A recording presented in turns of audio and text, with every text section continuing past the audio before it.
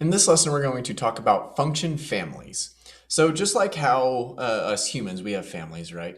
And every family has the same DNA, blood, something like that.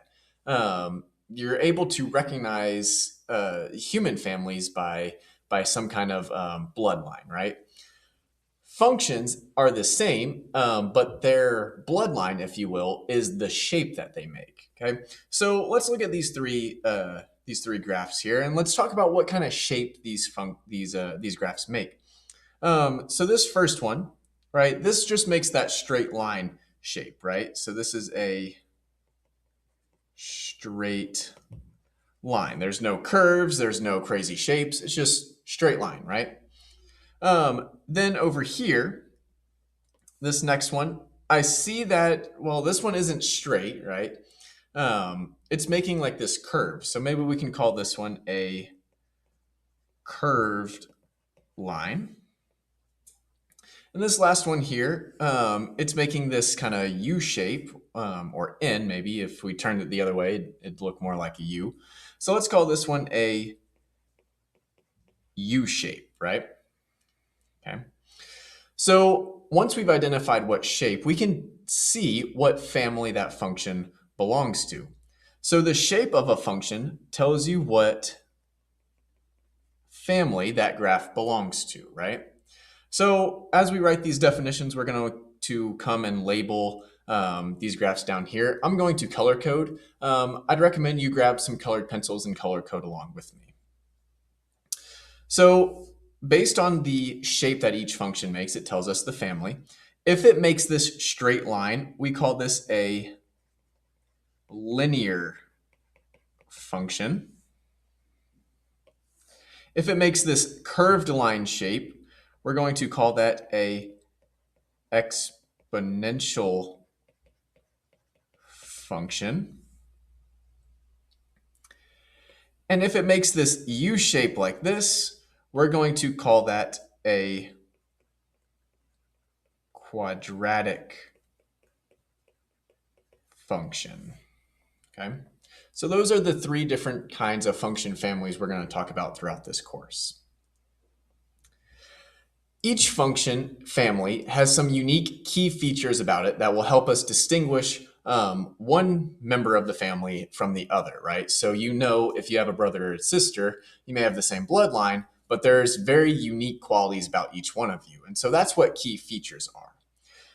And so we say if a function is going upward, the function is increasing. Function is increasing if it's going upward. And if it's going downward, we're going to say it's decreasing, right? So let's label this here. This line, right, is going up. So we're going to say this is increasing since it's going upward. My exponential function here is curving upward again. So we're going to say this is also increasing. But now this quadratic function gets a little more exciting here because, well, it's going upward at first, but then it curves and starts going downward. So we would say that this part is increasing and this part is decreasing. So this one actually has both.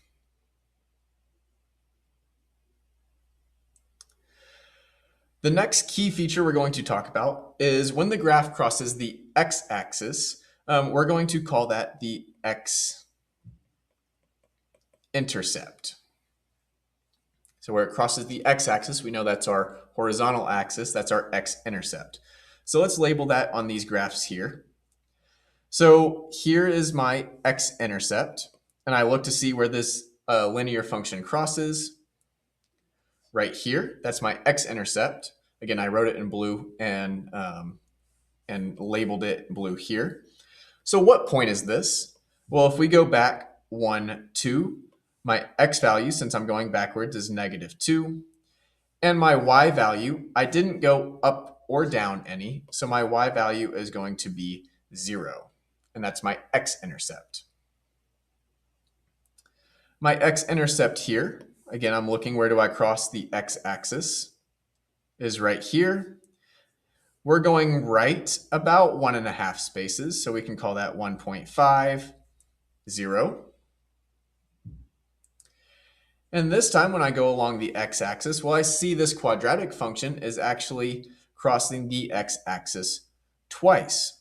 So I'm going to have two x-intercepts. The first one at -1, 0, and this one would be at 3, 0. Again, we're going left 1 space, and then we're going right 3 spaces.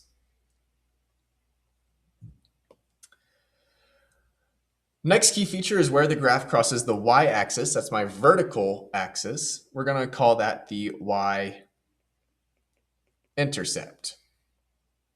The y-intercept. So let's label that on these graphs here. So here's my y-axis. It's my vertical axis.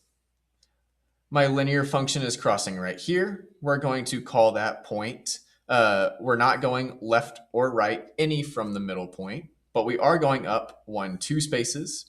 So my x value is 0 and my y value is 2. For my exponential function here, again, I'm not going left or right any, but I am going down 1, 2 to cross this y-axis right here. Since I'm going downward, that needs to be negative. So my y-intercept is 0, -2 here.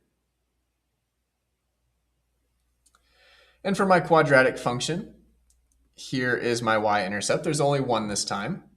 I'm not going left or right any, but I am going up 1, 2, 3 spaces.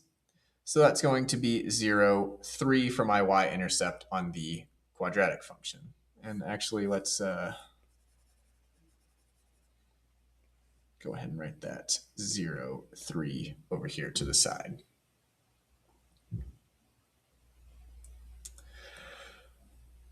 The next key feature we have is we're going to say the function has a, let's do this in purple, has a minimum value if it has a lowest point and a maximum value if it has a highest point, okay? It will never have both, but sometimes it may not have either, right? I see that this graph is traveling upwards and downwards forever, so a linear function does not have a maximum or a minimum. Same with an exponential function. It's going downwards and upwards forever, so it also doesn't have a maximum or minimum. But my quadratic function, I see we are going downwards forever, but we definitely have this highest point on the graph here, right? So on my quadratic function, this right here would be my maximum value. When we have a maximum or a minimum, we also have a specific name for that point that we call the vertex. That is the highest or the lowest point. So on my quadratic function, I can label this point right here. This point, I go right 1 and then up 1, 2, 3, 4. So my vertex point would be 1, 4 on this quadratic function. I hope you had as much fun as I did labeling these key features of function families. Good luck in your practice, and I'll see you in the next video.